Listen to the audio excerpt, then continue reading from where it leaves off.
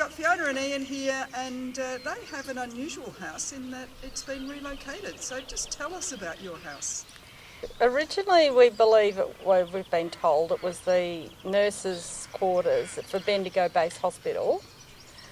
And then at a later stage, it morphed into the Royal District Nursing Service. And it was in Thunder Street before it was moved out. And then the people we bought the property off decided that they would move the house out. So they bought the house, moved it out and relocated. So it's been here they were here 6 years and we've been here 15, so about 21 years. It's a 1940s house and it still has quite a few features of a 1940s house inside. We've done a lot of improving since, haven't we? We've done a lot of work on it. So where did you start when you started working on it?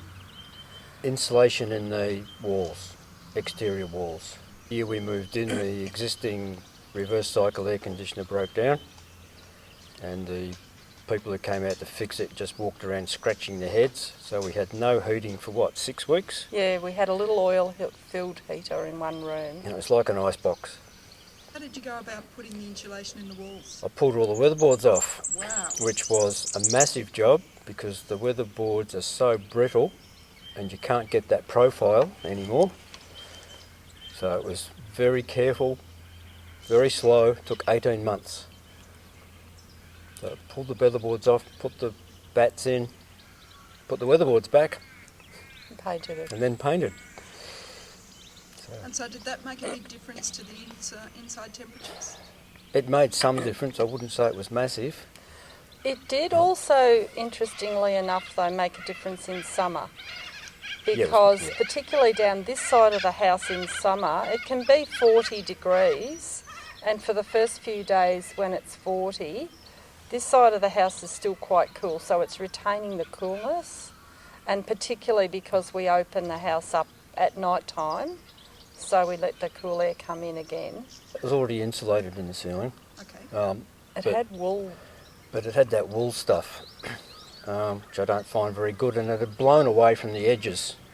It wasn't very effective, so we've put bats in there as well. So we break that wool back out and just threw bats on top. That made a noticeable difference.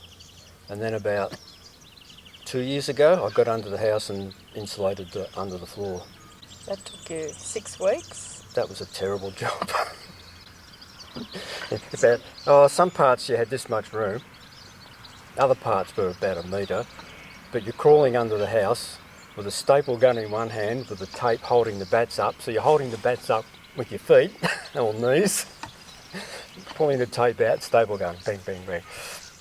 And that took about 5 weekends. But that actually made a big difference. Interestingly enough, when you have a look at the site plan, the house is supposed to be facing north, but for some reason they plonked it in facing northeast.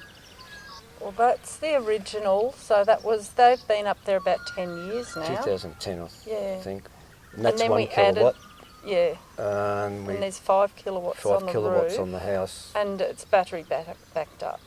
Lithium ion batteries, 2.4 kilowatt. Because I worked from home, I'm a software engineer, and I was working from home. And when the power went out, I just couldn't, you can't work.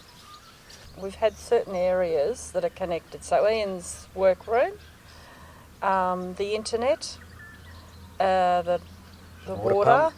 and a couple of lights and a few power points. So backup we circuit. just and the fridges, so they all stay on with the battery. 3 there, we've got 5 at the back. Wow. We're off the water, we're not connected at all. So we have to do a bit of juggling, don't we? It was getting a bit hairy at the end of March. It was getting very low. 180,000 litres we've got in total. Fiona's big with her veggie garden and the fruit trees and secondary glazing on the half of the house that we tend to live in. The bedrooms, like that end of the house. It was Eco Master. Okay. Eco Glaze? Eco Glaze. It's been marginal. Like on the On the door on the south side, it's got a second sheet of it there, and that's probably It's fine on quite the doors, useful. but on the we've got sash windows, and it's added so much weight that they won't stay up. Because the house is so old, they're worn, they leak. Ideally, I'd replace all the windows with double glazed. Turbo heat, yes. So you've got a normal wood heater, and around the actual flue going up into the roof, there's a square box, and so it's actually trapping all of the hot air as it goes up, and then once it gets into the roof, it's ducted throughout the whole house. So we got a switch in the kitchen and we can switch it on and off. And Using the wasted heat, I was really sceptical when we had it put in. I thought, no, I can't see this working, but it's brilliant. the other thing is that this section, one side of the house, became almost unusable in winter because it was just so cold to walk into. So now you've changed that to something else. And then if, say we were out for the day and we came back late, we've actually got reverse cycle air as well on the house. So we can just put it on and run it for a short time. And again, we've got air conditioning in summer. Now, last summer we probably put that on 3 times, if that. Nothing, we ummed and ahed about hot water. We had, when we had those panels put on, I just done the Energy Matters, and we discussed changing the hot water with them, and when he said, we'll have to put an axe through your old hot water service so you can get the rebate, I said, forget it. Doesn't get I've cold. done the finance figures and it just doesn't make sense to... We've got 2 orchard areas actually. Do you go for a walk later and have a look? Absolutely. So the garden had the 2 ashes there. I had a few other plants that really didn't last the distance, and so we created beds around 3 areas. The garden has evolved over time as things have got hotter, drier, etc. You know, some things last, some things don't, and so we're probably trying to be a bit more conscious about what goes in and whether it's going to need a lot of water. Well, I've started a new native garden bed. It's interesting trying to find things that will survive the shadow in the morning and the heat of the sun in the afternoon. There's a couple of eremophilas doing really well. Oh, should do well. Yep. And then some little reeds and things like that. And but the idea behind that was that you didn't want anything too flammable close to next the to the house. At 500-year-old, 400 years old. Yeah, look magnificent.